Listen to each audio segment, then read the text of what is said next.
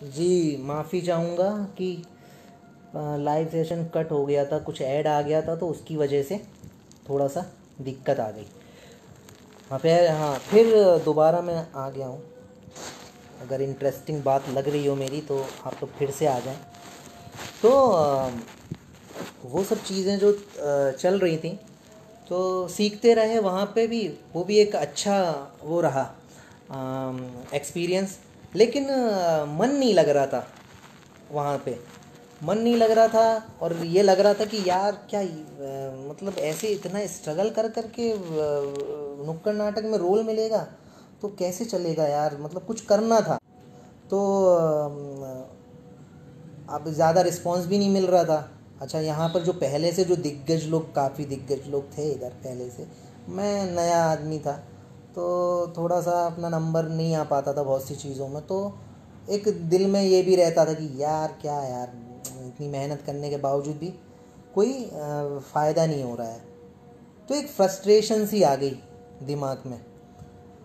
हालांकि उसके बाद मैंने नुक्कड़ नाटक की टीम बनाकर काफ़ी काम भी किया अलग अलग जगहों पर। कई लोगों को अपने लेवल पे, जितनी भी एक्टिंग मैं जानता था उस लेवल पर, कई कोरे लोगों को मैंने सिखा के टीम बनाई और नुक्कड़ नाटक कराए। कई सरकारी मुद्दों पर, अलग अलग सरकारी मुद्दों पर अलग अलग टीम बनाकर अलग अलग मुद्दे उठाए नुक्कड़ नाटक के माध्यम से। तो हाँ, तो जिसमें हमारे जो आरिफ भाई के जो छोटे भाई हैं मोंटी, तो साथ में हमने काफ़ी काम किया। और जो स्टूडेंट वगैरह थे उनको, नए नए जो थे जिनका कला के क्षेत्र से कोई लेना देना भी नहीं था, उनको भी एक एक्स्ट्रा करिकुलर एक्टिविटी जो होती है उसके हिसाब से वो किया। एक मिनट भाई। हाँ, तो ये ऐड परेशान कर रहे हैं। तो तो उन सभी लोगों के साथ काम किया, ट्रेंड किया उन लोगों को। तो ये कोई, विनोद जी नमस्ते। तो वहाँ से आगे बढ़े तो फ्रस्ट्रेशन फिर भी थी, क्योंकि मज़ा नहीं आ रहा था, कुछ कुछ ग्रोथ नहीं मिल रही थी। ऐसा लग रहा था यार क्या है ये, स्ट्रगल चल रहा है काफ़ी। तो मैंने बंद कर दिया फिर काम। और तब तक मैं देवदत्त भाई, इन लोगों का नाम सुनता था, कभी मिला नहीं था इनसे। तो मिला नहीं था, किसी से भी नहीं मिला था, सिर्फ आरिफ भाई से ही मिला था। फिर मैंने क्या है, फ्रस्ट्रेट होकर काम करना बंद कर दिया। फिर अपने जो भी पढ़ रहे थे उसमें ध्यान दिया। फिर अचानक से मैंने सोचा कि यार जब एक्टिंग का ही काम करना है तो मुंबई चले जाते हैं। क्योंकि अपने को क्या, स्क्रीन का एक ज़्यादा मोह था, स्क्रीन पे काम करने का। हाँ, थोड़ा ग्लोबली काम करने का थोड़ा ज़्यादा मोह था। तो उस चक्कर में मुंबई के लिए, अच्छा मुंबई अपने लिए कोई बहुत नया नहीं था, हमेशा से मुंबई आना जाना था। क्योंकि फादर रेलवे में थे, तो 2015 में रिटायर्ड हुए हैं। तो उनके साथ हर साल आना जाना लगा रहता था मुंबई। तो मुंबई की जगहों से वाकिफ़ था और इस वजह से थोड़ा मुंबई से लगाव भी हो गया था, दिल वहीं रह गया था। और फिल्म वगैरह मालूम था कि फ़िल्में मुंबई में बनती हैं, तो एक वो चीज़ थी। तो बस फिर तैयारी करने लगे कि मुंबई जाएंगे।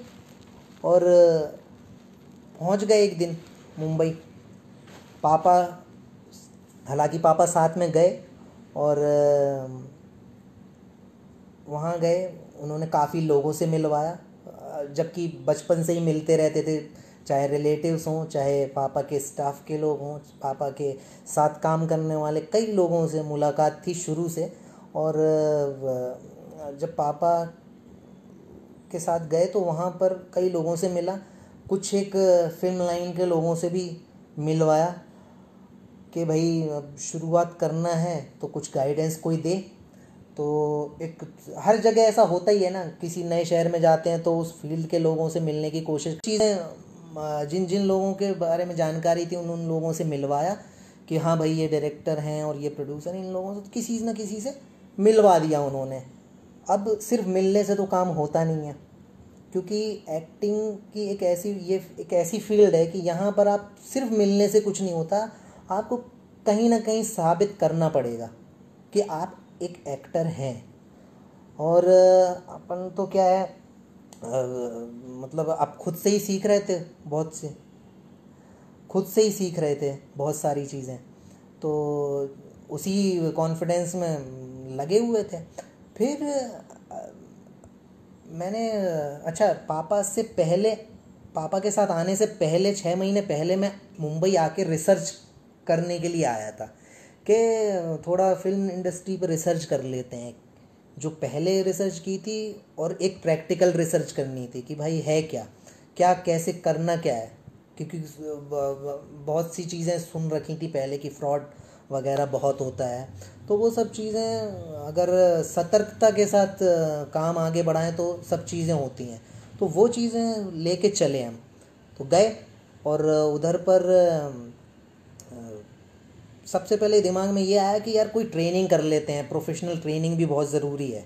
अगर एक्टर बनना है तो आपको हर चीज़ की नॉलेज होनी चाहिए, कि घर से आप उठ के एक्टर नहीं बन सकते, बारीकियाँ आपको पता होनी चाहिए। तो गए 6-7 एक्टिंग स्कूल में गए, पता लगाया क्या है, सबके बारे में पता किया, हर चीज़ पता की।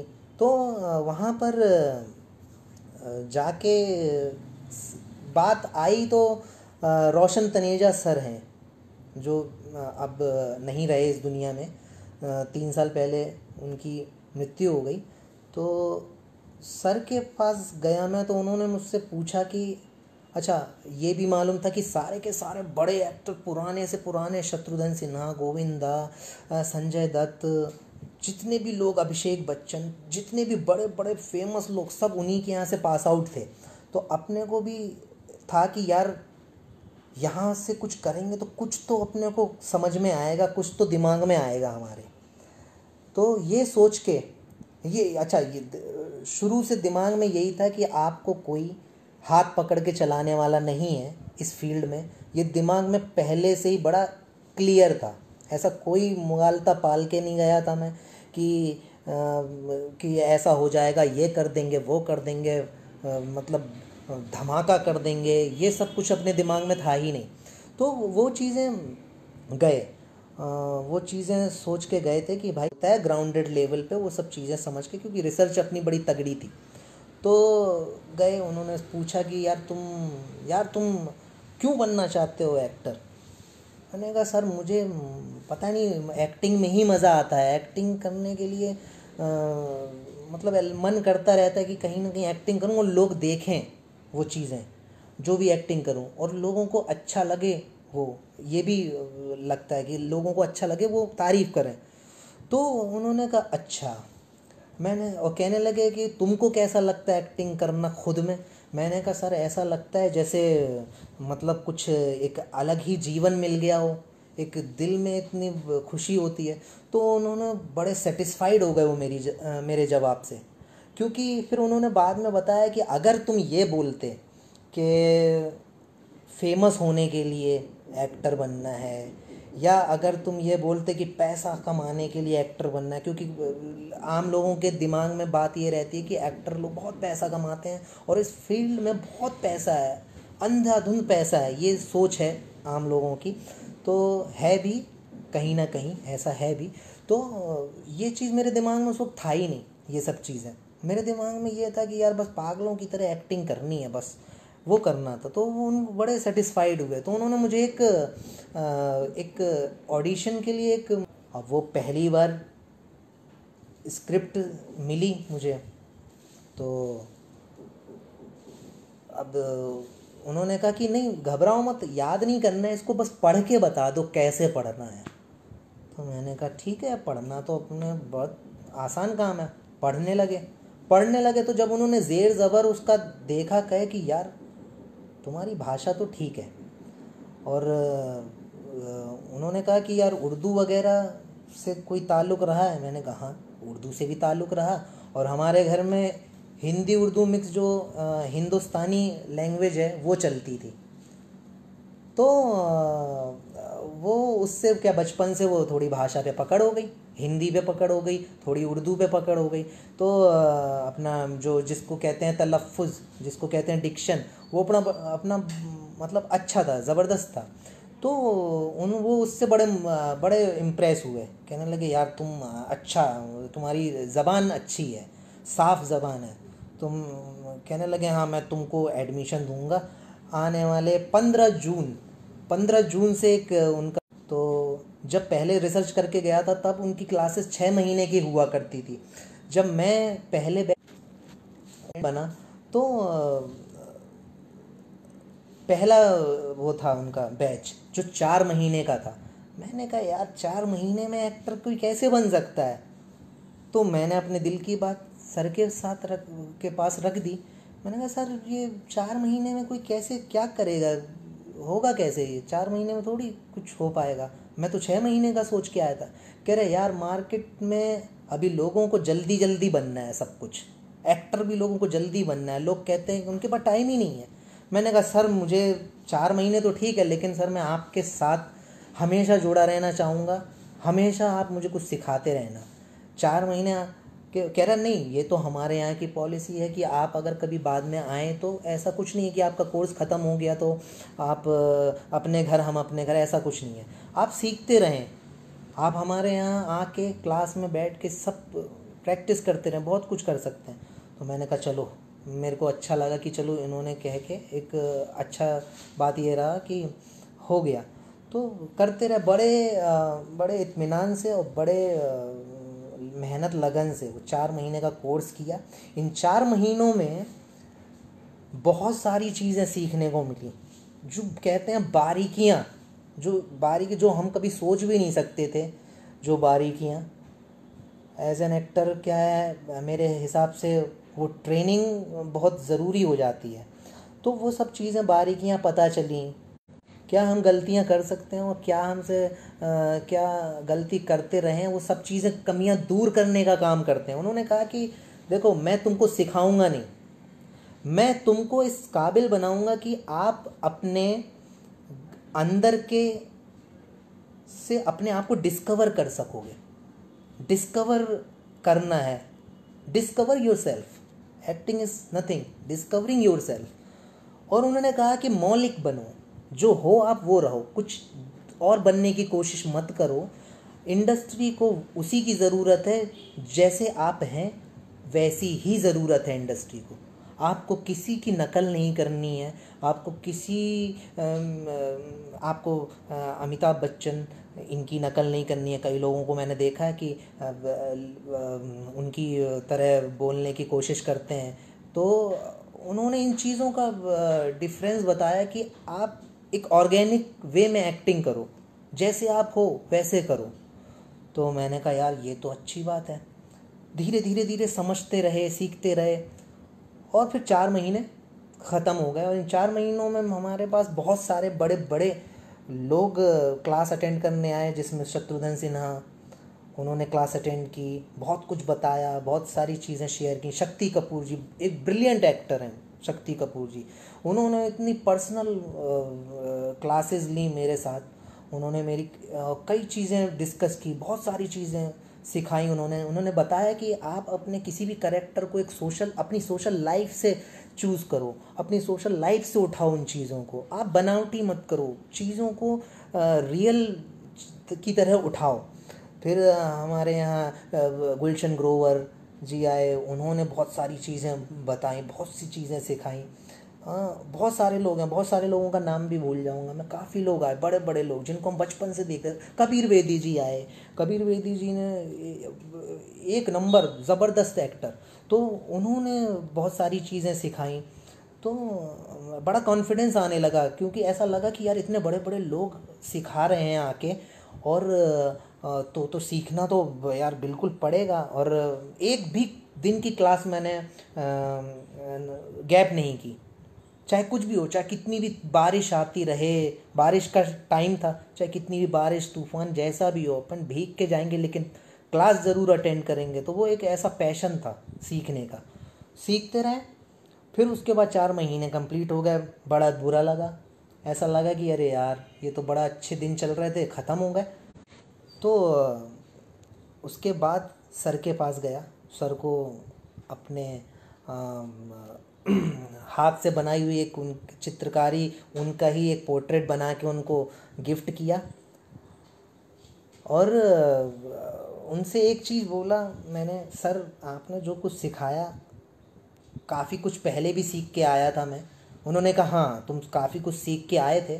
मैंने कहा सर मैं पहले जो सीखा था खुद से सीखा, बाकी आपने उसको पॉलिश कर दिया बहुत, लेकिन बहुत कम टाइम आपके साथ बिताया। तो उन्होंने कहा नहीं कोई बात नहीं, आप आते रहना, और कभी भी कोई भी चीज़, कोई भी कुछ दुविधा हो तो बेहिचक सवाल पूछना, बेहिचक आके पूछ लेना जो भी है। तो वो एक अच्छा एक सपोर्ट रहा।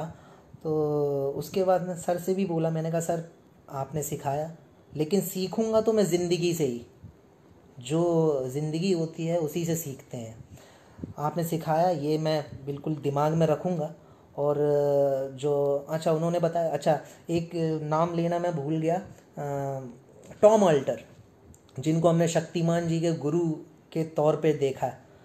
हाँ, किलविश जो सुरेंद्र पाल हैं वो भी आते थे हमारी क्लास में। तो टॉम अल्टर जी ने मुझे बताया था कि बेटा, बहुत अच्छी सीख दी थी, एक है दिमाग में, भूलता नहीं हूँ मैं वो चीज़।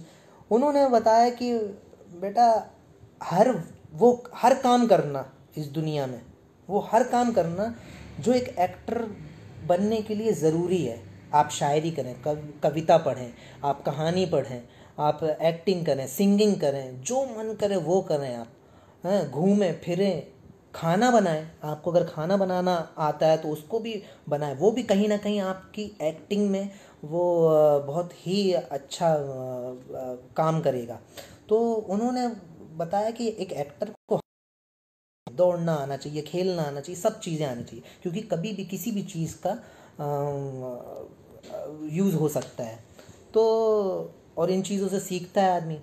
उन्होंने कहा हर वो काम करो जो तुम कर सकते हो, हर चीज़ का एक्सपीरियंस लो। तो मैंने बहुत सारी चीज़ें की एक्सपीरियंस लिया, बहुत कुछ किया। तो उन चीज़ों से कहीं ना कहीं वो जो रोशन तनेजा सर की सीख और टॉम अल्टर जी जो बताया था उन्होंने, और जो ज़िंदगी की वो सब चीज़ें साथ ले लेके चले, तो एक बेहतर एक्टर बनने की जो प्रोसेस है उसमें मैं हूँ, बेहतर करने की कोशिश करते रहता हूँ मैं। तो अब आ गई थी भाई, अब सपनों की दुनिया तो ख़त्म हो चुकी थी, तो अब आ गया था ग्राउंड लेवल पे काम करने का, कि अब क्या करना हो गया, हर चीज़ ख़त्म। अब आप क्या है, आप अपने तलवार रखे हुए हैं, अब आप जंग पर जाना है, कैसे जाएंगे, क्या करेंगे। तो अच्छी बात यह थी कि पापा ने मुझे ऐसे जगह पर ही रखवा दिया था, as a PG paying guest. ऐसी जगह पे मैं रह रहा था जहाँ पूरा एरिया ही फिल्म लाइन से रिलेटेड था। वहाँ फिल्म लाइन के अलावा कोई बात ही नहीं होती थी, कोई जॉब वाला वहाँ रहता ही नहीं था, कुछ नहीं, सिर्फ फिल्म लाइन के लोग रहते थे। तो उनको मालूम था, सबसे मिलना जुलना हमेशा से हो रहा था, और साथ ही साथ अपना ये कोर्स चलता रहा, करते रहे। तो लोगों से मिलना जुलना शुरू किया। फिर जहाँ मैं रहता था वहाँ पर एक भाई आए जिनका नाम है जागेश्वर बनवारिया। तो उनको हम जग्गा भाई का नाम दे दिया था उनको हमने, तो उनको हम जग्गा भाई बोलते थे, आज भी जग्गा भाई ही बोलते हैं। तो उनके साथ वो भी थे, उनको भी एक ऐसा बंदा चाहिए था कि जो उनको मोटिवेट करता रहे, ऑडिशन के लिए उनको बोलता रहे कि चलो यहाँ ऑडिशन है, वहाँ ऑडिशन है, इधर जाना वहाँ जाना। तो हम जाने लगे। तो आप यकीन नहीं मानेंगे आप लोग कि हर जगह जहाँ हम चाहे फिट हों, चाहे कहीं बूढ़े की ज़रूरत हो, चाहे बच्चे की ज़रूरत हो, चाहे कहीं भी, हम वहाँ भी चले जाते थे और वहाँ भी मिलकर आते थे। हमारा उद्देश्य सिर्फ ये था कि हमें हर किसी से मिलना है, अपने बारे में बताना है कि हम क्या हैं, क्या कर सकते हैं। तो हम दोनों बहुत मतलब यकीन मानिए 1000 के आसपास लोगों से मुलाकात की होगी हम लोगों ने। 2 साल ऐसी भयंकर मेहनत की, भूखे प्यासे हम लोग चले जाते थे, क्योंकि ऐसा नहीं था कि खाना खाने का के लिए पैसे नहीं है, ऐसा कुछ नहीं था। ऐसा था कि खाना खाने में टाइम बर्बाद हो जाएगा, तो खाना स्किप करो, पहले मिल के आते हैं उसके बाद खा लेंगे खाना। खाना कहाँ भागा जा रहा। तो ये संजय तिवारी जी बहुत बहुत धन्यवाद, बहुत बहुत धन्यवाद। तो ये चीज़ें हो रही थी। तो ये था कि पूरी इंडस्ट्री में हर कास्टिंग डायरेक्टर के कैमरे में मेरा एक ऑडिशन होना बहुत ज़रूरी है। तो 2009, 2010, 11 इसमें बहुत मेहनत की। और मुझे ये मालूम था, शुरू से ये दिमाग में था हमेशा से, कि आप मेहनत पहले कर लोगे तो बाद में थोड़ा सा आसान रहेगा, बजाय इसके कि आज आप आराम करते रहो, बाद में फिर आप दिक्कत होगी। इसलिए मैंने शुरू में बड़ी मेहनत कर ली। तो इसका फ़ायदा ये हुआ कि हाउस, चाहे वो सीरियल का हो, चाहे फिल्म का हो, चाहे उससे जुड़े हुए जितने भी लोग हों, उस वक्त फ़ोटो चला करती थी हार्ड कॉपीज़। तो मैंने कम से कम अपनी 1000 फ़ोटो बांट दी, हर जगह जाके सबसे पर्सनली मिल मिल के सबको, और सबके यहाँ जाके उनको इंसिस्ट किया कि मेरा एक ऑडिशन ले लो आप। तो ऑडिशन दिया, अच्छा बुरा जैसा भी ऑडिशन दिया। उद्देश्य ये था कि इन लोगों के कैमरे में, इनके दिमाग में, दिल दिमाग में एक जगह हो जाए कि हाँ, अजीम शेख नाम का कोई बंदा है जो एक्टर है। तो बस वो शुरू किया। तो शुरू में ही जब मेरा कोर्स ख़त्म हो गया था, तो 17 दिनों में ही मुझे अपना पहला काम मिला था। तो जो अपने जागेश्वर बनवारिया हैं, जग्गा भाई, वो भी काम करते रहते थे। तो हम लोगों का एक एसोसिएशन टाइप का था कि एसोसिएट होके हम लोग मिलते जुलते थे सबसे। तो अपने लिए कोई रोल आया तो 17 दिन में ही काम मिल गया मुझे। तो काम भी इतना बढ़िया कि पूरा एपिसोड मेरा हुआ। क्या, DD1 का एक सीरियल था पीहर। पीहर में सीरियल के अंदर एक फिल्म बनती है, फिल्म बन रही है, सीरियल के अंदर एक फिल्म बन रही है। हीरो मुझे बना दिया गया था, उसकी हीरोइन होती है, सेट होता है, शूटिंग का माहौल होता है। और वो जो डायरेक्टर होता है, जो डायरेक्टर हैं उनका भी नाम याद है मुझे, डायरेक्टर का रोल कर रहे थे सीरियल के अंदर, डायरेक्टर का रोल कर रहे थे जो, उनका नाम भी अजीम शेख ही है। तो उनके साथ पहला सीन किया। अब साथ में कोई लड़की, अच्छा लड़की के साथ, किसी लड़की के साथ पहली बार कोई सीन, मतलब सीरियल का सीन कर रहा था मैं। इससे पहले नुक्कड़ नाटक में भी कभी लड़की के साथ काम किया नहीं था, किसी भी लड़की के साथ। तो मैंने सोचा यार क्या करेंगे यार, थोड़ा सा एक हेजिटेशन थी कि ये समझेगी अपनी बात या नहीं। डायलॉग भर भर के, क्योंकि हीरो था मैं। तो मैंने लड़की को साइड में लेके गया अपने मेकअप रूम में, वहाँ पे डिस्कस किया, थोड़ी प्रैक्टिस की उसके साथ। ईज़ हो गया, मैं भी, वो भी बिल्कुल ईज़। और उसके बाद जब सीन दिया तो बड़ा ज़बरदस्त, बहुत अच्छा।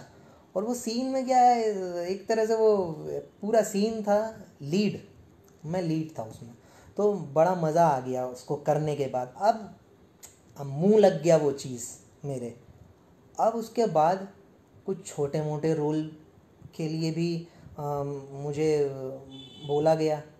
तो मैंने कहा कि ठीक है यार, कर लेते हैं। मन तो नहीं होता था लेकिन किया। हाँ, ये मोबाइल दूसरा है। हाँ, तो तो अगले जन्म मोहे बिटिया की जो मैं बड़ा छोटा सा करेक्टर किया, लीड के ही साथ था, छोटा सा रोल था। तो मज़ा तो आ रहा था, लेकिन मन नहीं मान रहा था यार कि यार 2 या 3 लाइन है, मज़ा नहीं आ रहा है। तो मन ढूंढता था कि बड़ी बड़ी चीज़ करें। लेकिन जैसा कि इंडस्ट्री में आप जब एक्सपीरियंस होते हैं, तभी आपको कुछ चीज़ें मिलती हैं, तभी आप पर लोग भरोसा कर सकते हैं। यहाँ आप चाहे कितने भी टैलेंटेड हो, कितने भी टैलेंटेड हो, लेकिन आपके ऊपर एज एन एक्टर भरोसा अगर कोई कर सकता है, तभी आपको वो बड़े रोल में लेगा। तो उस वक्त मेरे ख्याल से ज़्यादा भरोसा था नहीं किसी को मेरे ऊपर। हालांकि सब लोग ये सोचते थे कि हाँ यार ये एक्टर अच्छा है, लेकिन पता नहीं एक शायद कम्युनिकेशन गैप था या जो भी कह लें, तो वो चीज़ नहीं हो पा रही थी, वर्कआउट नहीं हो पा रही थी। तो मैंने क्या हुआ, तंग आके, जैसा कि मैं बोर बड़ी जल्दी हो जाता हूँ, तो जैसे मैं झांसी में बोर हो गया था नुक्कड़ नाटक करने से, तो ऐसे ही मैं वहाँ पर 2-4 रोल किए मैंने छोटे। और मैं बड़े की डिमांड नहीं थी, मेरी डिमांड ये थी कि परफॉर्मिंग एक्ट होना चाहिए, कुछ परफॉर्मेंस होना चाहिए। भले एक सीन हो, 2 सीन, 3-4 सीन हो, लेकिन परफॉर्मेंस होनी चाहिए जिसमें लगे कि हाँ यार ये बंदा आके इसने कुछ किया। तो मेरा मानना वो था, मैं वो सोचता था। तो अब वो चीज़ मिल नहीं रही थी, और की रोल्स के लिए मुझे ऑफ़र आ रहे थे, सिर्फ की रोल्स के लिए कि हाँ भाई कोई राहगीर है, बता दिया एड्रेस, बस चला गया। उसमें एक्टिंग की ज़रूरत पड़ती ही नहीं थी, ईमानदारी से बता रहा हूँ। तो उसमें एक्टिंग की कुछ खास ज़रूरत नहीं पड़ती थी, बस लाइनें बोलनी पड़ती थी, एक लाइन वो याद करके बोल दो। तो वो मेरे बस का नहीं था वो चीज़। मुझे याद करने वाला एक्टर नहीं बनना था कि याद करके बोले जा रहे हैं, नहीं, मुझे उस लाइनों को मेमोराइज करना था, याद नहीं करना था, उनको जज्ब करना था अपने आप में। ऐसा कुछ करेक्टर करना था, मैं ऐसी परफॉर्मेंस ढूंढता था। तो मुझे फिर छोटे छोटे रोल भी मिले, लेकिन परफॉर्मेंस बेस्ड रोल मिले, तो मैंने वो बड़े सहर्ष स्वीकार किए, ताकि इंडस्ट्री में लोगों को पता चले। इसके लिए मुझे वो करना था और किया, कि लोगों को पता चले कि मेरे एज एन एक्टर मेरे अंदर कैपेबल मैं कितना हूँ, कितना कैलिबर है मेरे अंदर, क्या कितनी हद है मेरी, ये पता चल जाए लोगों को। तो आपको जो मिलेगा उस वक्त वो आपको करना ही पड़ेगा। तो मैंने कई सीरियल किए, अब नाम लूँगा तो मतलब बहुत नाम हो जाएंगे, बहुत टाइम हो जाएगा अगर नाम लूँगा। तो मैंने एजाज लाकड़ा वाला का रोल किया सनसनी में, और अपना छोटा राजन जो गैंगस्टर है उसका रोल किया। अच्छा, ज़्यादा चूजी था, हो गया था मैं, तो सिर्फ परफॉर्मेंस बेस्ड रोल ही चुनता क्या था, जो आते थे हाँ करता था, जो नहीं पसंद आते थे ना कर देता था। चुनने वाली स्थिति में तो हम थे ही नहीं, जो आता था ना या हाँ करता था मैं, तो वो चीज़ करता था। तो छोटा राजन का रोल किया, बहुत अच्छा रोल, बहुत कह सकते हैं टीवी पर वो हिट हुआ। अच्छा, 2010 में अगले ये कौन सा सीरियल था, लाडो। लाडो सीरियल में मैंने एक बहुत ही कह सकते हैं बड़ा एक बदमाश लड़के का जो रैगिंग करता है कॉलेज में, तो उसका रोल था मेरा, तो वो किया। तो उससे भी एक अलग वो हल्की फुल्की पहचान बनी। लोगों ने, अच्छा लाडो, कई लोग पूछने लगते थे, अरे यार आपको लाडो में देखा, तो ऐसा, तो ये सिर्फ चीज़ें करते जा रहे थे। तो उस वक्त रियलिटी शो का दौर बहुत ज़्यादा था, 2010 में। तो एक ऐसा पता चला मुझे कि रियलिटी शो बन रहा है राखी का इंसाफ। तो राखी का इंसाफ के लिए मुझे क्या करना था, अपनी कोई अब मेरी लाइफ कोई डिस्प्यूटेड लाइफ थी नहीं, कभी भी ना रही थी ना है। तो मुझे अपनी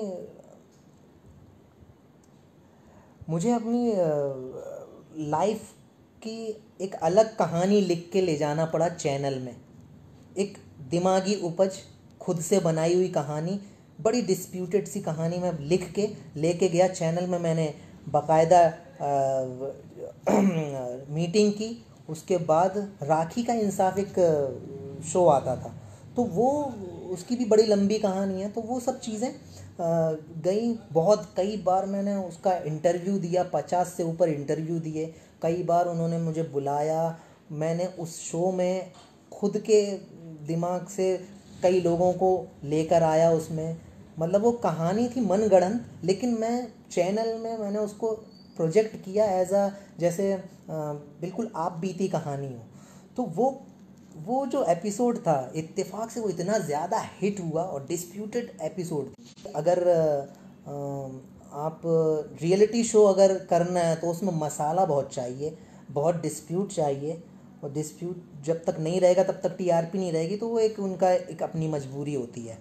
तो वो किया, मसाला डाला, सब कुछ किया उसमें, और उस शो से इतना ज़्यादा फेमस हो गया मैं, बहुत ज़्यादा फेमस हो। और मेरा शो, मेरा जो खुद का जो वो एपिसोड था वो इतना ज़्यादा फेमस हुआ, इतना ज़्यादा फेमस हुआ कि वो कई बार टेलीकास्ट हो गया। एनडीटीवी इमेजिन पर वो आया करता था, और उसकी वजह से मैंने बहुत ज़्यादा फेम देख लिया उस टाइम पे। तो कई जगहों पे मैं जिस प्रोडक्शन हाउस में जाऊँ वहाँ हाथों हाथ मुझे ले लिया जाता था, बड़ी इज्जत से बिठाते थे। तो मैंने कहा यार ये रियलिटी शो करने का तो मतलब फ़ायदा है। तो रियलिटी शो, उसको देखकर रियलिटी शो और ऑफ़र होने लगे। लेकिन फिर अब जैसा कि मैं फैमिली वाला लड़का हूँ, थोड़ा अपने मिडिल क्लास फैमिली से हैं, तो कई लोग इन चीज़ों को रियल समझ लेते हैं। तो रियल ना समझें, इस वजह से मैंने कई सारे ऑफ़र ठुकरा दिए रियलिटी शो के, क्योंकि रियलिटी शो को लोग रियल समझने लगते हैं। तो वो चीज़ें मैंने इस मजबूरी में मैंने वो चीज़ें ठुकरा दी।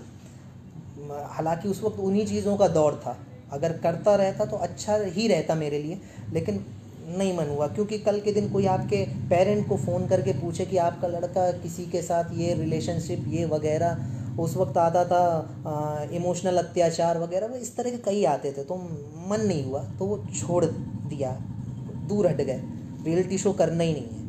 तो फिक्शन के चक्कर में पड़े रहे। फिर अपने को करना था नेगेटिव, क्योंकि मुझे लगता है कि नेगेटिव रोल जो होते हैं, मैंने सबसे ज़्यादा अपनी ज़िंदगी में जितना इतना टाइम हुआ है सबसे ज़्यादा नेगेटिव रोल किए हैं, और सबसे ज़्यादा रोल किए हैं सोनी टीवी के लिए।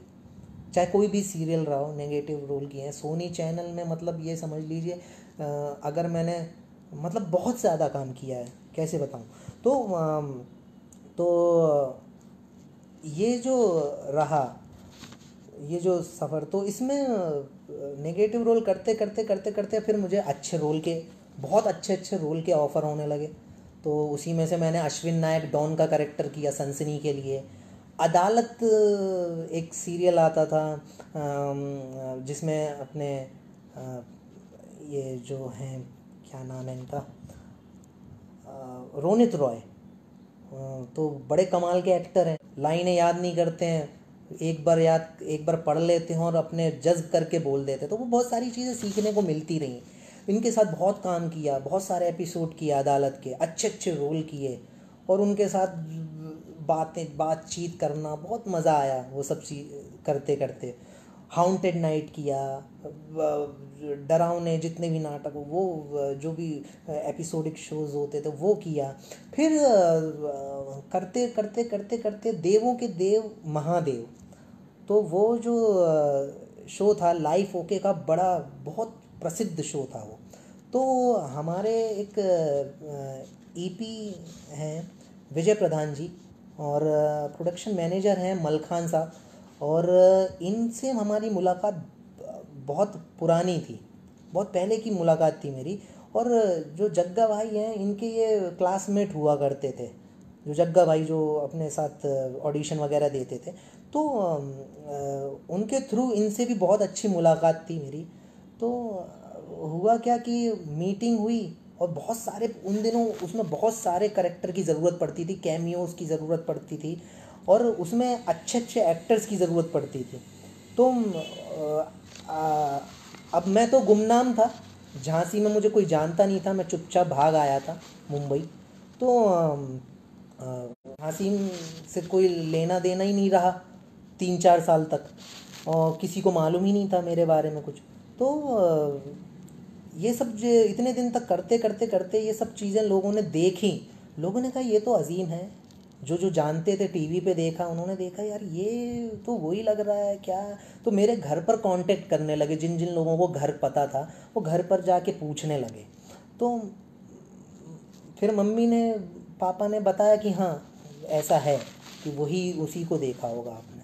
तो उन्होंने फिर थोड़ा पहचानने लगे लोग, थोड़ा देखने लगे। फिर जो झांसी के जो और भी लोग थे, हाँ, तो वो लोग देखने लगे, जो कलाकार जो लोग थे वो लोग, कई लोग फेसबुक के माध्यम से जुड़ने लगे, ढूंढने लगे, सर्च करने लगे।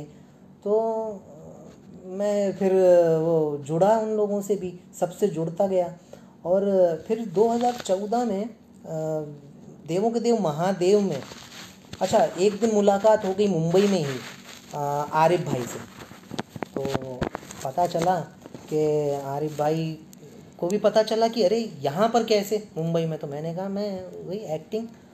तो उनको लगा कि अरे यार ये बंदा सीधे मुंबई आ गया, तो ये मतलब कुछ था इसके दिमाग में, ऐसे ही सीरियस था। तो उनको लगा कि हाँ ये बंदा सीरियस है। तब से थोड़ा सा उनके दिल में भी, आरिफ भाई के दिलो दिमाग में भी ये रहा कि हाँ ये सीरियस एक्टर हैं, जो सिर्फ शौकिया या जो मतलब सिर्फ किसी को दिखाने के लिए ये सब चीज़ें इनका वो नहीं है शौक। हाँ, ये खुद के लिए एक्टिंग करना चाहते हैं और खुद एक लाइफ, वे ऑफ लाइफ है इनके लिए एक्टिंग। तो तब से उनसे भी बड़ा अच्छा राब्ता कायम हो गया। और फिर वो आते जाते रहते थे, कभी ज़्यादा रुकते नहीं थे मुंबई। तो फिर उनको किसी तरह उनको भी इंट्रोड्यूस कराया। हालांकि वो तो बड़े सीनियर हैं और काफ़ी काम कर चुके थे मुझसे पहले, बहुत काम किया था उन्होंने। लेकिन अब जहाँ जहाँ आपकी पकड़ होती है या जहाँ जहाँ आप जानते हैं किसी को, वहाँ पे इंट्रोड्यूस आप करवा देते हैं या आपको कोई किसी के यहाँ करवा देता है, बशर्ते कि आप एक्टर हो।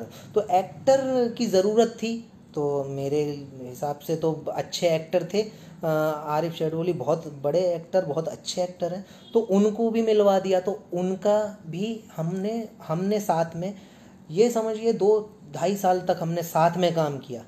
और कई लोग, हम दोनों ने नहीं, साथ में फिर देवदत्त भाई ने भी बहुत काम किया हमारे साथ।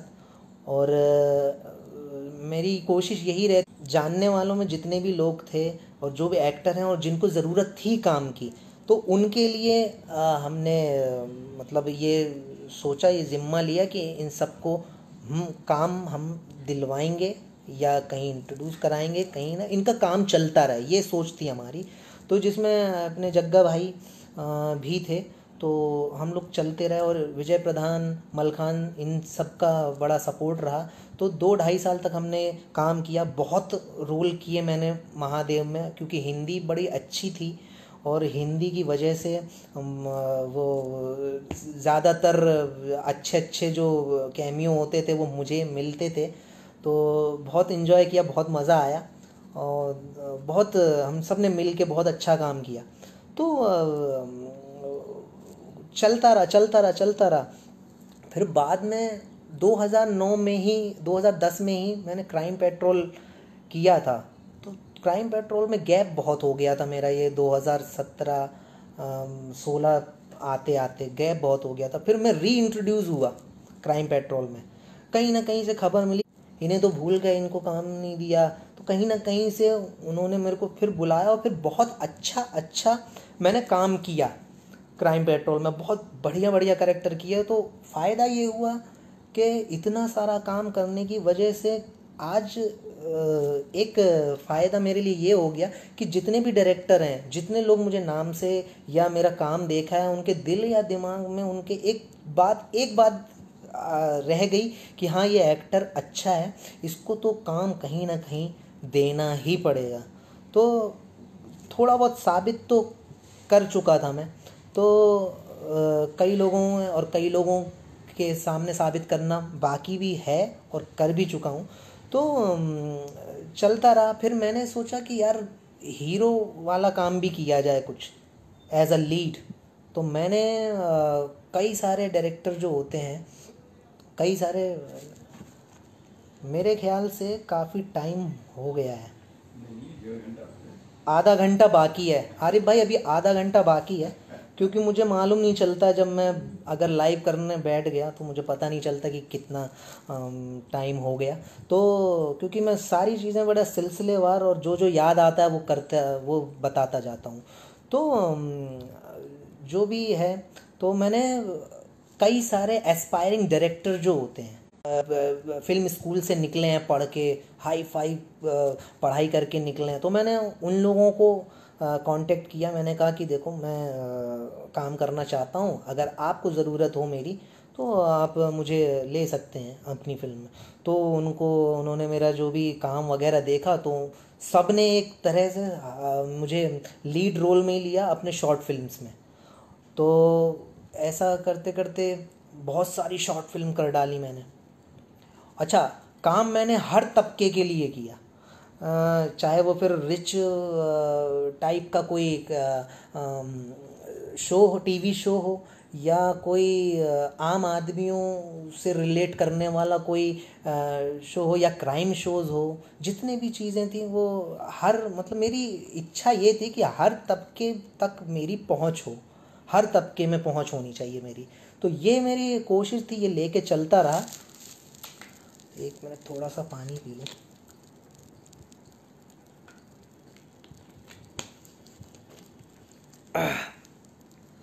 तो मेरी ये सोच थी, तो इस सोच के साथ चलता रहा। और कई सारी फिल्में, शॉर्ट फिल्में, जिसमें से अनीशा अनीशा एक ऐसी फिल्म थी जिसमें मैंने स्क्रिप्ट पढ़ी ही नहीं थी।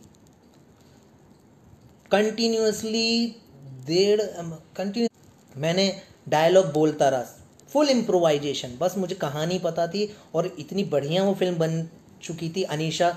वो आप अगर देखोगे यूट्यूब पर, अगर देखोगे तो मिल जाएगा आपको। फिर एक आफ्टर मैथ थी, बहुत ही खूंखार रोल था उसमें, वो अभी तक किसी कारणवश एडिटिंग में डली हुई है। फिर एक जंगल है, जंगल भी एडिटिंग में डली हुई। सब ये लीड काम था। गिल्ट है, गिल्ट एक शॉर्ट फिल्म थी, उसमें मैंने बहुत ही खूंखार रोल किया था, एक सुपारी किलर का जिसे कहते हैं वो। डेविल था, डेविल में भी एक मैंने बड़े एक ऐसा बंदा जो मरने के बाद भूत बन जाता है, और गैंगवार, इस तरह का रोल था।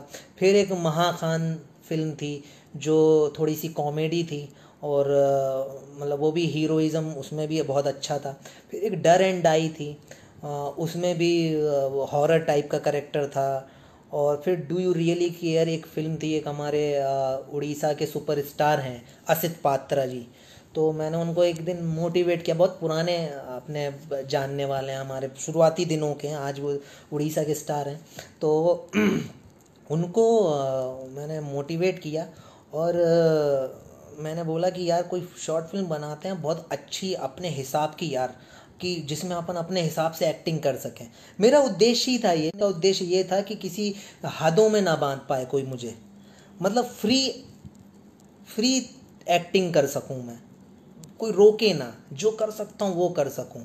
टीवी में क्या होता है, टीवी में थोड़ा सा एक बंदिश होती है, आप ज़्यादा किसी डायलॉग को जल्दी से भी बोलना होता है, आप थोड़ा सा उसको पॉज ले लेके नहीं बोल सकते, क्योंकि वो टाइम बढ़ जाएगा तो फिर टेलीकास्ट में और एडिटिंग में दिक्कतें होंगी। तो वो सब चीज़ें होती हैं, तो प्रोफेशनल जो मजबूरियाँ होती हैं वो टीवी में बड़ी होती हैं। तो इस वजह से मुझे टीवी से अलग थोड़ा हट के शॉर्ट फिल्मों में आना पड़ा, और उधर मुझे ज़्यादा अच्छे अच्छे भी काम मिले, शॉर्ट फिल्म में लीड मिला। तो फिर एक अभी ट्रम्प कार्ड एक शॉर्ट फिल्म की है लेटेस्ट, वो भी आनी बाकी है। तो तो ये सब चीज़ें जो करता रहा मैं। और फिर मैंने एक क्राइम टाइप की शॉर्ट फिल्म्स जो थी, जिसमें रोमांस भी होता था, थोड़ा सा कुछ रिश्तों की कहानियाँ होती थी, उस तरह की शॉर्ट फिल्म भी की, जिससे मैंने मतलब गरीब से गरीब तबके में भी मैंने अपनी पहचान बनाई। मतलब हर क्लास में, क्लास या और मास में भी लोगों ने पसंद किया मेरी शॉर्ट फिल्में, और बड़ी परफॉर्मेंस बेस्ड फिल्में हैं वो। तो अगर आप कई लोगों ने देखी भी होंगी, कई लोग जानते भी होंगे, देखा होगा कहीं ना कहीं आप सब ने। तो अभी ये सब तो चीज़ें मैंने सीरियल और शॉर्ट फिल्म्स की बात बता दी। तो अब वापस थोड़ा सा 2010 की तरफ चलें। तो फिल्मों के लिए कई लोग बोलने लगे थे यार फिल्मों के लिए ट्राई करो यार, फिल्मों फिल्मों फिल्मों फिल्म सीरियल में। तो फिर ऐसा हुआ, दिमाग ऐसा घूमा कि शो जो सीरियल वगैरह की तरफ ध्यान देना बंद कर दिया। फिर बस episodic shows, crime petrol, crime alert, ये सब लीड में भी किए काफ़ी, और अच्छे अच्छे करेक्टर्स में किए। हाँ, कई लोगों का नाम लेना पड़ जाएगा अभी, तो बहुत लंबा वीडियो हो सकता है। तो मैं जितने भी लोग अगर देख रहा हूँ तो वो सब लोगों ने बहुत अच्छे अच्छे मौके दिए मुझे। मैं उनका सबका बड़ा शुक्रगुजार हूँ। और मुझे नेटफ्लिक्स की एक वेब सीरीज़ मैंने की, हालांकि उसमें से मेरा सीन हट गया, बड़ा मायूस हुआ था मैं, जिसका नाम था sacred game season first. Nawazuddin Siddiqui और ये दो लोग थे उसमें, बड़ा ज़बरदस्त थी। और पहली पहली वो वेब सीरीज़ थी नेटफ्लिक्स की, इंडियन ऑर्गेनिक वेब सीरीज़ पहली थी वो। तो उसमें मैंने काम किया सैफ अली ख़ान साहब के साथ, बड़ा मज़ा आया उनके साथ काम करके। और जो तब मुझे पता चला पहली बार कि यार जो हम सोचते हैं स्टार हैं ये इतने बड़े, और इनको एक्टर के तौर पे कई लोग कहते हैं अरे एक्टर, मतलब मान के चले जैसे अगर हम एक्टर के तौर पे सिर्फ नसीरुद्दीन शाह या इरफान खान इन सब को लेते हैं, लेकिन मैंने उस दिन ये देखा सैफ अली ख़ान साहब में भी मैंने ये देखा कि बड़े ही डेडिकेटेड एक्टर।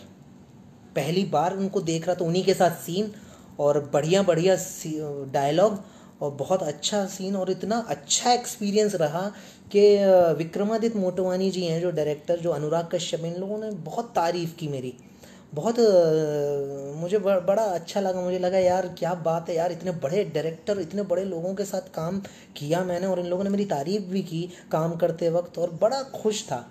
और फिर जब रिलीज़ हुई तो वो बहुत कई बार ऐसा होता, कई लोगों के सीन कट जाते हैं,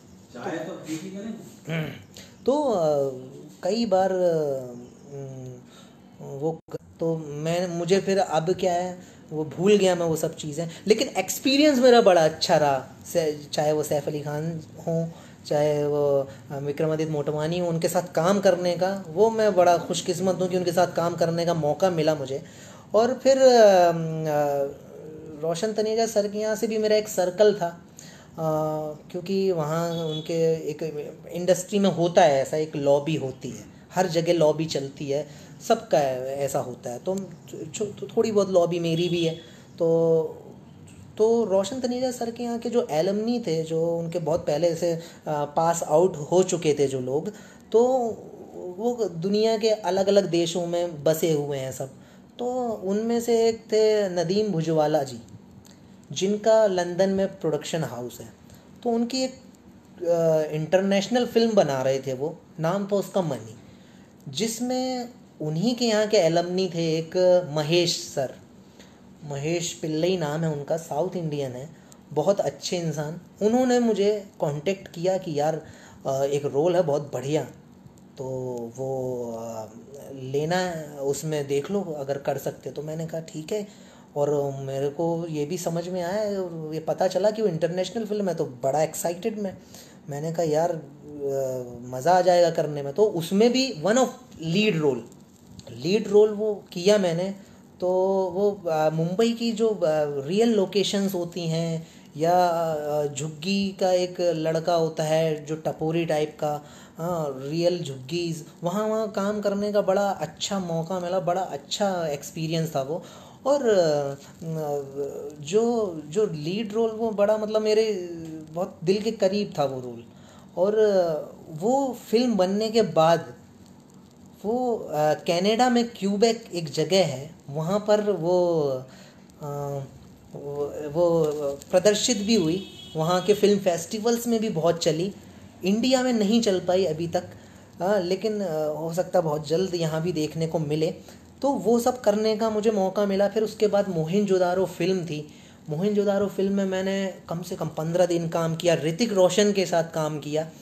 तो ऋतिक रोशन जिनको हम सन 2000 या 2001 में कहो ना प्यार है देखते थे, और इतने ज़्यादा फैंटेसी थी इनको देखने की, जब सामने से उनके साथ काम किया, बातचीत हुई, तो इतना बढ़िया लगा मुझे कि यार ये लोग तो कमाल के लोग हैं, ये लोग तो। और मेहनत, उनकी डेडिकेशन, एक सीन पर इतनी मुश्किल, इतना बारीक बारीक काम करते हैं वो लोग, जो हमको हमको हम हमें पता नहीं चल पाता कि यार इतनी मेहनत की होगी। तो मैंने वहाँ पर ऋतिक रोशन जो है उनके साथ काम करके इतना अच्छा लगा। तो 15 दिन उनके साथ काम किया, कुल 9 सीन किए, लेकिन और जो आशुतोष गोवारिकर हैं, एक number actor, first class actor, एक मतलब ज़बरदस्त डायरेक्टर। एक्टर तो वो थे ही बहुत पहले से, और डायरेक्टर भी बड़े अच्छे, और इतने डाउन टू अर्थ कि उन्होंने मुझसे ऐसे ऐसे मुश्किल मुश्किल सीन इतने प्यार प्यार से करा लिया। मतलब काम लेने की बात है, आप चाहें तो काम लेना, आप एक डायरेक्टर बहुत अच्छे से काम ले सकता है किसी से भी। तो उन्होंने इतना अच्छे से, बेटा ये करना है, बेटा अब ऐसा करेंगे हम, हाँ बहुत बढ़िया काम किया आपने, तो इस तरह से वो बड़े प्यार से करते रहे, तो बहुत अच्छा एक्सपीरियंस रहा।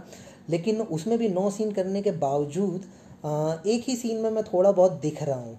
तो ये सब तो पार्ट है, पार्ट ऑफ वर्क है इंडस्ट्री का।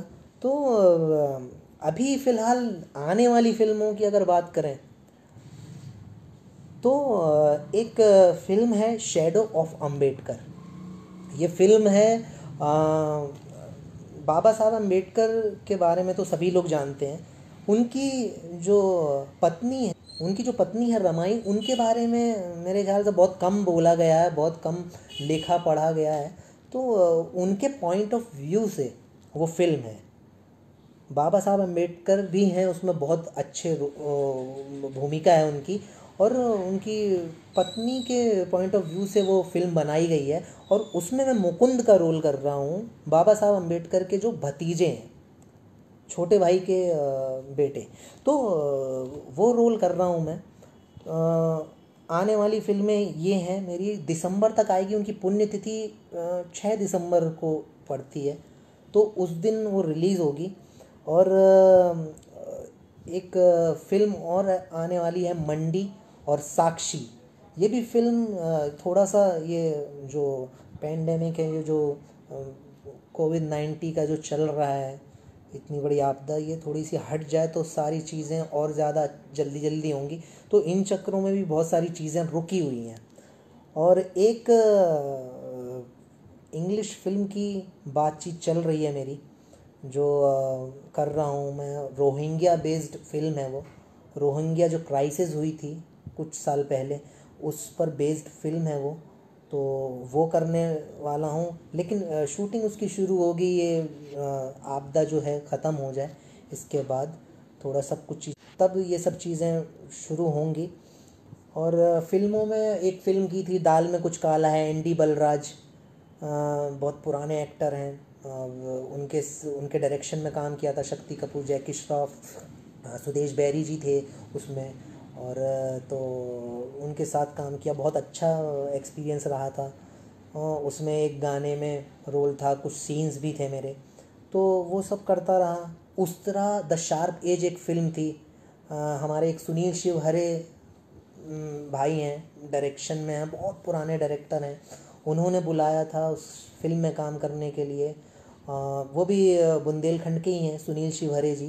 तो उन्होंने कराया था उसमें काम, वो भी बड़ा अच्छा था।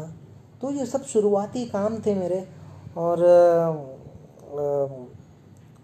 जो सबसे ज़्यादा अगर काम किया, सबसे ज़्यादा यादें जुड़ी रहीं तो देवों के देव महादेव और हातिम शो से जुड़ी रहीं, जिसमें देवों के देव महादेव जो शो था, उसमें जब पहली बार इंट्रोड्यूस हुआ मैं, तो रावण के साथ सीन थे मेरे, बहुत अच्छे सीन निकल के आए थे। और उसके बाद जब ट्रैक ख़त्म हुआ, तब ये अघोरी के अलग तरीके के। Thank you. तो अ, तो अघोरी के रोल किए मैंने, और अघोरी असिस्टेंट अघोरी हुआ करता था, और जो लीडर थे अघोरी के वो सुदेश बैरी जी थे। तो क्या कमाल के एक्टर, माइथो में तो नाम ही उनका मतलब ज़बरदस्त नाम कर रखा था उन्होंने। तो उनसे रूबरू होने का पहली बार मौका मिला, और मैं इतना खुश कि यार जिनका सुराग द क्लू देखते देखते मैं बड़ा हुआ, जिनकी नकल करता था मैं उस वक्त बचपन में स्कूल में बैठ के सबको सुनाना ये वो। तो उनके साथ काम करने का मौका मिला, और उनके साथ इतना अच्छा, मतलब आज भी फ़ोन पे बात हो जाती है उनसे, व्हाट्सएप पे तो बात चलती रहती है। तो मैंने उनसे बोला, मैंने कहा सर आप ही एक मतलब टीवी पर आप एक ऐसे शख्स हैं जिनको देखकर मैंने एक कह सकते हैं कीड़ा काट गया एक्टिंग का। तो वो चीज़ हो गई। और तो उनके साथ कम से कम 1.5 महीने काम किया, इतनी बढ़िया दोस्ती उनके साथ हो गई, बड़ा मज़ा आया। तो ये सब चीज़ें हैं। और मैं ये भी चाह रहा था कि अगर कोई जो भी देख रहे हैं, अगर कुछ, शिवानी भदौरिया जी बहुत बहुत धन्यवाद। बस मेहनत है, अगर किसी को इसमें कुछ अगर मोटिवेशन मिल जाए तो बहुत बड़ी बात है। मुंबई में टिके रहेंगे, डटे रहेंगे, हाँ बिल्कुल बिल्कुल टिके रहेंगे। मैं मुंबई में ही रहता हूँ, साल में एक बार 15-20 दिन या महीने भर के लिए झांसी आ जाता हूँ। इस बार थोड़ा सा मुंबई में भी अकेला रह गया था 3 महीने, और उसके बाद जो पेंडेमिक जो शुरू हुआ, तो फिर जैसे ही मौका मिला तो मुझे लगा फैमिली के साथ भी रहना ज़रूरी है। तो उस चक्कर में फिर मैं झांसी आ गया हूँ। तो पिछले 2 महीने से झांसी में हूँ। देखता हूँ कुछ चीज़ें नॉर्मल जैसे ही होंगी तो मैं वापस फिर मुंबई, काफ़ी कॉल आ रहे हैं, काफ़ी काम के लिए बुलावा आ रहा है, तो देखते हैं कब पहुँच सकते हैं। अच्छा, मैं तो ये अपना बोलते ही जा रहा था। संजय तिवारी जी बहुत बहुत धन्यवाद, कई प्रोजेक्ट देखे हैं आपके, धन्यवाद सर, बहुत बहुत धन्यवाद जी। तो मैं बस ये चाह रहा था, मैं ये चाह रहा था कि अगर कोई अगर क्वेश्चन भी पूछना चाहे तो भी मैं वो जवाब देने के लिए तैयार था। जैसे करीब करीब 15 मिनट बचे हैं अभी। मुझे आशा करता हूँ कि जो भी मैंने बोला, या जो भी मैंने अपने एक्सपीरियंस जो भी सुनाया, तो वो बड़ी ईमानदारी से सुनाया, कोई इसमें वो नहीं था, कह सकते हैं कोई इसमें बनावटी बातें नहीं थी, या किसी को खुश करने या किसी को दुख पहुंचाने के लिए कोई बात नहीं की मैंने।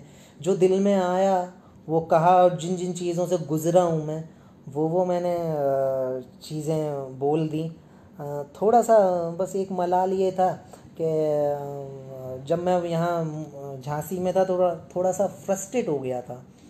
तो उस वक्त बड़ा दुख होता था कि यार कोई साथ नहीं दे रहा था उस वक्त। तो मैं कह सकते हैं फ्रस्ट्रेशन, गुस्सा, मुझे लगा कि चलो यार मुंबई चलते हैं, वहीं काम करेंगे, यहाँ तो अभी काम यहाँ मिलना मुश्किल है, या कोई ध्यान भी नहीं दे रहा है। तो शुरुआती दिन थे वो, और उम्र भी बहुत कम थी, तो वो चीज़ें थी। कोई एक लाला हरदौल करके एक प्ले भी किया था मैंने उस टाइम पर, तो रखा गया था।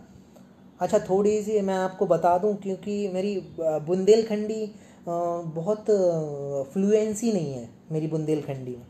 बुंदेलखंडी जो बुंदेली लैंग्वेज है उसके बारे में एक जो यादें हैं वो मैं बताना ज़रूरी चाहूँगा। मैं मुंबई में ही था, कुछ 2014 या 13, याद नहीं आ रहा ढंग से मुझे, लेकिन जो हमारे जो श्री राम हैं, सबसे पहले श्री राम इंडिया के, अरुण गोविल जी, तो उन्होंने मेरा ऑडिशन लिया था बुंदेली लैंग्वेज में। तो उन्होंने कहा कि एक मुझसे पहले एक कोई दूसरा बंदा आया, उन्होंने उसको ये दे दी, स्क्रिप्ट दे दी। अब उसने पढ़ा तो बुंदेली जो लैंग्वेज थी उसके समझ में नहीं आई। तो तो मैं पढ़ चुका था वैसे वो स्क्रिप्ट। तो उन्होंने कहा, मुझसे पूछा, अरुण गोविल जी ने मुझसे पूछा कि तुम करना चाहोगे ये वाला ऑडिशन। मैंने कहा सर बिल्कुल करना चाहूँगा मैं। तो कहने लगे दे। फिर बाजू में बैठे थे आलोकनाथ दीक्षित जी, बहुत पुराने डायरेक्टर हैं डीडी के, बहुत बहुत सारे शो बनाए उन्होंने, वो जानकार। मैं बहुत उन्होंने उनसे बोलने लगे कि देखो सर, ये लड़का बिल्कुल भी घबराया नहीं, लैंग्वेज मतलब इसने तुरंत तैयार हो गया इसका ऑडिशन देने के लिए। अगर भाई आपको घबराना नहीं है, कोई भी लैंग्वेज हो, आप उस लैंग्वेज को थोड़ा सा सीखो और उस लैंग्वेज में वो ऑडिशन तो भाव के साथ। तो ज़्यादातर आपके भाव कैप्चर किए जाते हैं, जो आपके जो इमोशन होते हैं वो ज़्यादा ज़रूरी होते हैं, लाइनों से ज़्यादा ज़रूरी होते हैं इमोशंस। लाइनें एक ऐसा वक्त आता है जब लाइनें खुद ब खुद निकलने लगती हैं, और ये सब एक्सपीरियंस से ही आता है, क्योंकि मैंने बड़े बड़े एक्सपीरियंस लोग देखे हैं जो कभी जो कुछ लाइन अगर बोले भी नहीं तो भी मंत्रमुग्ध कर दें सामने वाले को। तो ये चीज़ थी। तो हालांकि वो सीरियल बन नहीं पाया, बुंदेली लैंग्वेज में वो सीरियल था, और मेरी बड़ी इच्छा थी उस सीरियल में काम करने की। और एक चीज़ और, मेरे घर में बुंदेली लैंग्वेज का उतना चलन नहीं था घर के अंदर, तो मैं बचपन से मैं सीख नहीं पाया था ये लैंग्वेज। अब जिस तरह की वो लैंग्वेज में बोल रहा हूँ उसी तरह की लैंग्वेज मेरे घर में भी बोली जाती थी, तो वही चीज़ मैं सीख पाया। तो जब मैं अपने कंफर्ट जोन से बाहर निकला, जब मैं आरिफ भाई से मिला, जब मैं शमीम शेख जी से मिला, और जब मैं देवदत्त बुधलिया भाई इनसे मिला, तो इनको मैंने बुंदेली लैंग्वेज में बात करते हुए देखा आपस में, तो मैं बहुत कुछ सीखा, फिर बहुत सारी चीज़ें सीखी मैंने। या बचपन में भी मेरे बहुत से दोस्त ऐसे थे जो खेलते खेलते बुंदेली लैंग्वेज बोलते थे, तो उनसे सीखता रहता था मैं, वो चीज़ें आती रहती थी। तो यही इन्हीं सब के बदौलत में वो ऑडिशन भी दे पाया था, और बहुत अच्छा ऑडिशन दिया था वो मैंने। आलोकनाथ दीक्षित जी ने भी मेरी तारीफ़ की थी, अरुण गोविल जी ने भी मेरी तारीफ़ की थी। तो वो चीज़ मैं भूलूँगा नहीं। और बताइए, अगर मुझे तो मैं ये कह सकता हूँ आप हर किसी से सीखते रहते हैं, है ना। तो ये है, हम क्या, मिलना जुलना चलता रहता है। आप जिस किसी से भी मिलने जुलने में परहेज़ नहीं होना चाहिए, हर किसी से आप मिलें जुलें, तो उससे आप उसकी ज़िंदगी की कुछ बातें वो शेयर करता है, कुछ बातें हम शेयर करते हैं, कुछ विचार वो बताता है अपने, हम अपने आइडियाज़ बताते हैं। तो उससे बहुत सारी चीज़ें जो एक्टिंग में कहीं ना कहीं, ये बहुत बारीक बात बोल दी मैंने, ये बहुत, हाँ। तो तो ये सब चीज़ें, यही सब चीज़ें एक्टिंग सिखाती हैं, बाकी चीज़ें। और ट्रेनिंग तो आपको दे सकते हैं, लेकिन सीखते हैं आप अपनी ज़िंदगी से। तो ये है। संदीप श्रीवास्तव जी, बहुत बहुत धन्यवाद। सहजता दिख रही थी, हाँ। मेरी ये कोशिश रहती है भाई कि मैं सहज रहूं, और ताम झाम वाली चीज़ें नहीं, सहज होके जो भी चीज़ें बता सकूं एकदम ऑर्गेनिक वे में। बात भी मैं अगर करूं किसी से तो ऑर्गेनिक तरीके से बात करता हूं, और कोई भी ऐसी चीज़ जो अपने साथ घटित हुई है वो सब चीज़ें उसी वे में बताना मेरा मतलब मेरी कोशिश होती है। तो मैं करीब करीब वक्त होने ही वाला है, 10 मिनट और हैं, 10 मिनट और हैं। तो आरिफ भाई ने कहा था कि 2 घंटे 2 घंटे बात करनी है। 2 घंटे 5 मिनट तो अगर अभी मैं बात करता जाऊँ तो काफ़ी टाइम हो जाए, बहुत ज़्यादा टाइम हो जाएगा। फिर भी मुझे लग रहा है 2 घंटे से ज़्यादा निकल जाएगा मेरा जो टाइम है। आरिफ भाई शायद दिखे नहीं आज, हैं कहीं? हाँ। तो वो सब चीज़ें, अब ये बातें, ये तो मन की बात कर रहे हैं, कोई इंटरव्यू तो हो नहीं रहा है।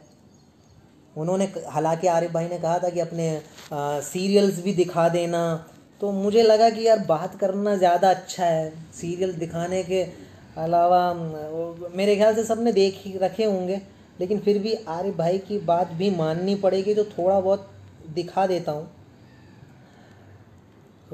इस बहाने 10-15 मिनट और गुजर जाएंगे, तो है ना। तो तो अब मैं थोड़े थोड़े ज़्यादा दिखाऊंगा नहीं, थोड़ा थोड़ा ये लीड कैरेक्टर था अगर मैं दिखाऊं। जल्दी से नाश्ता लगाओ, लेट हो गए हम। हाँ। क्राइम अलर्ट का। सुनिए, अरे कहाँ जा रहे हैं आप? माँ बाबूजी की आज सालगिरह है। अरे बाप रे, रात को खेत से लेट आए और कोई गिफ्ट भी नहीं खरीद पाए उनके लिए। हमें पता था, हम लेकर आए, मुझे पता था। रुकिए।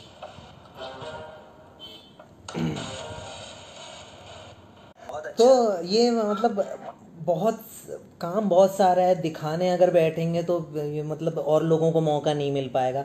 अगर आप काम थोड़ा देखना चाहते हैं या जुड़ना चाहते हैं, तो मैंने अपने लिंक्स शेयर कर रखे हैं। सोशल मीडिया जो हैंडल्स जो भी हैं, जितने भी, वो सब मैंने यहाँ पे दे रखे हैं। तो उनसे अगर आप जुड़ जाएंगे तो और भी ज़्यादा राब्ता कायम हो पाएगा हमारा। देवदत्त भाई तो जुड़े हुए हैं, हम लोग तो आपस में हमारी बातचीत चलती रहती है। और भी जो लोग हैं, अगर जुड़ना चाहें तो बिल्कुल जुड़ सकते हैं। तो बहुत सारा जो अपडेट वर्क होता है मेरा, वो सोशल मीडिया में मैं अपडेट करता रहता हूँ, वो आता रहेगा उसमें। और अब अपने आप से और भी अब क्या बताएं ज़्यादा, तो बहुत सारी चीज़ें हैं। और अगर कोई देवदत्त भाई, अगर कोई कुछ सवाल पूछना चाहे, अगर इस लायक समझता है मुझे कि सवाल इनसे पूछा जा सकता है इस तरह का, तो बिल्कुल पूछ सकते हैं, टाइप कर दीजिए सवाल।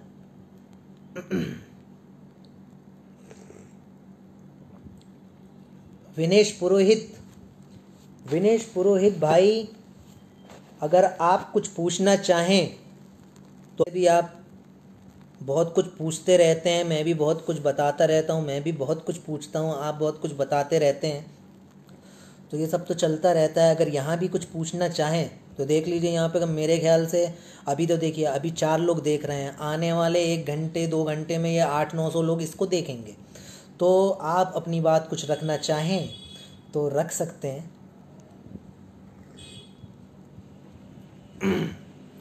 मैं वेट कर रहा हूँ।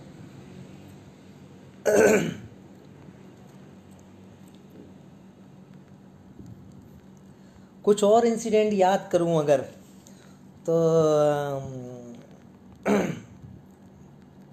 क्राइम पेट्रोल की तो बात कर ली मैंने। क्राइम अलर्ट का जो मुझे मिला था जो लीड रोल, वो हातिम में जो मैं परफॉर्मेंस की करके कर चुका था हातिम में।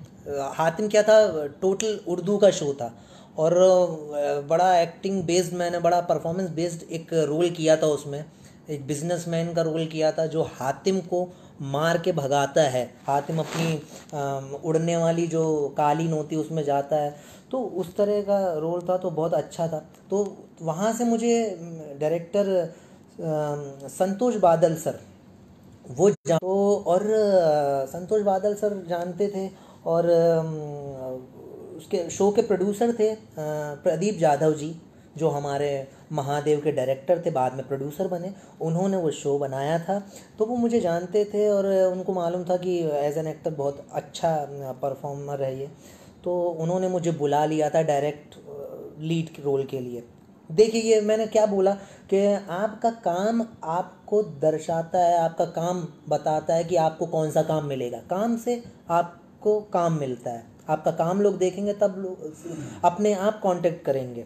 कई लोग बोलते हैं कि यार एक्टर बनना है, तो जब तक आप ज़िंदगी आपने नहीं जी, जब तक तब तक आप एक्टर कैसे बन सकते हैं, है ना? या आपने कोई काम ही नहीं किया तो कैसे बनेंगे एक्टर? तो वो चीज़ रही। तो मैं उनका बड़ा शुक्रगुजार हूँ, संतोष सर का, संतोष बादल जी का। उन्होंने मुझे बुलाया और लीड रोल में लिया। बाकी हमारे दर्शन सर हैं क्राइम पेट्रोल में, उनको बहुत ज़्यादा, और हमारी नीलोफर मैम हैं, वो बहुत ज़्यादा मुझ पर भरोसा करते हैं। तो अच्छे अच्छे रोल्स में उन्होंने बुलाया, और बहुत अच्छे डायरेक्टर हैं ये लोग। उन्होंने बुलाया बहुत सारे क्राइम शोज़ में उनके साथ, बहुत सारे दूसरे भी वो शोज़ किए हैं। हमारे मुकेश नारायण अग्रवाल जी हैं, वो डायरेक्टर हैं, उनके साथ मैंने काफ़ी काम किया। हाँ, मेरी एक एक शॉर्ट फिल्म मिलियंस व्यू में गई हैं। तो मतलब आम लोगों का एक्टर बनाने में मेरा मतलब इन्हीं लोगों का हाथ है।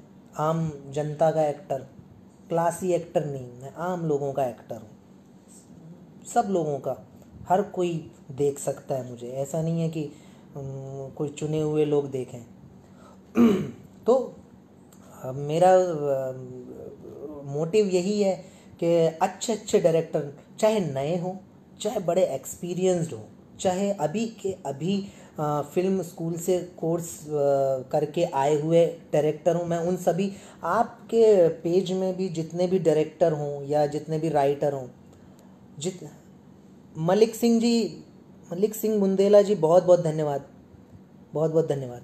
तो जितने भी राइटर हैं या जितने भी डायरेक्टर हैं, जो बड़े डेडिकेटेड डायरेक्टर हैं, वो मुझसे कांटेक्ट करें, मैं उनके साथ काम करना चाहता हूँ, चाहे कोई भी लैंग्वेज हो, किसी भी लैंग्वेज में। और मुझे थोड़ा सा लैंग्वेज के लिए थोड़ा सा टाइम निकाल के थोड़ा मुझे सीखनी पड़ेगी, बाकी परफॉर्मेंस की गारंटी है मेरी। तो मेरी विनती यही है कि जो भी लोग अगर देख रहे हों तो वो कांटेक्ट करें मुझसे, अगर चाहें तो। मैं ऐसा कोई अप्रोच में आने वाला एक्टर हूँ, ऐसा नहीं है कि कहीं चला गया या कहीं हाथ में नहीं आ रहा हूँ किसी के। आप कांटेक्ट करेंगे, मैं आपके साथ बिल्कुल मिलकर काम करूँगा। बुंदेलखंड में भी कुछ सीरियल्स या मूवी की शूटिंग कीजिए, हमारे एरिया का डिस्प्ले काफ़ी कम है फिल्म इंडस्ट्री में। जी बिल्कुल, अगर यहाँ के जो बहुत सारे दिग्गज लोग हैं यहाँ पर, मैं तो हूँ नहीं उनके सामने कुछ भी, लेकिन वो भी थोड़ा सा आगे आए और मैं फिर उनके साथ बिल्कुल मैं सहयोग कर सकता हूँ और चाहता भी हूँ। बहुत पहले देवदत्त भाई के साथ कुछ शॉर्ट फिल्मों पर बात चल रही थी, लेकिन फिर उसके बाद मुंबई आना हो गया मेरा, फिर टाइम नहीं मिला, फिर टाइम मिला ही नहीं उसके बाद। तो अगर चीज़ें काम करती हैं तो बिल्कुल बुंदेलखंड के हर क्षेत्र में काम करने के लिए मैं वो हूँ प्रतिबद्ध, और चाहता हूँ काम करना, एज एन एक्टर एक्सप्लोर करना, और बुंदेलखंड के हर एरिया को, और जितना भी मैं कल्चर यहाँ का जानता हूँ, ज़्यादा से ज़्यादा कल्चर में एक्सप्लोर करना चाहता हूँ यहाँ का, और सब लोगों को दिखाना चाहता हूँ। एक अगम कुमार जी का गाना था, तो मैंने उस पर एक ऐसी शूट कर लिया था, वो मैं थोड़ा सा एक झलक दिखाना चाहूँगा। अगम कुमार जी का गाना था शुक्रिया शुक्रिया।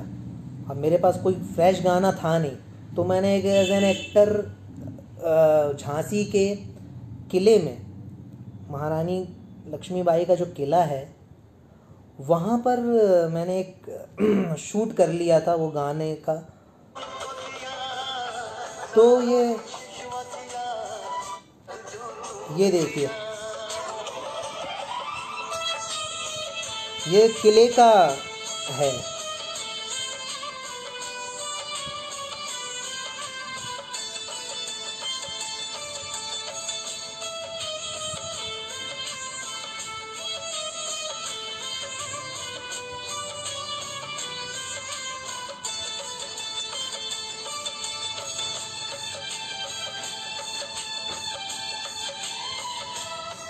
तो ये झलक दिखाई है मैंने, ये इसलिए बनाया था मैंने कि इस गाने के माध्यम से मैं जो बुंदेलखंड में जो ओरछा है, इसमें ओरछा का भी लोकेशन मैंने लिया, झांसी के किले का भी लोकेशन लिया, तो बाकी सारी जो भी चीज़ें हैं, पारीछा डैम है, हर जगह का मैंने जो नेचुरल जो भी लोकेशन है वो सब लोकेशन मैंने ली, सिर्फ इसलिए ली कि इस गाने के माध्यम से सब लोग इन चीज़ों को देख सकें।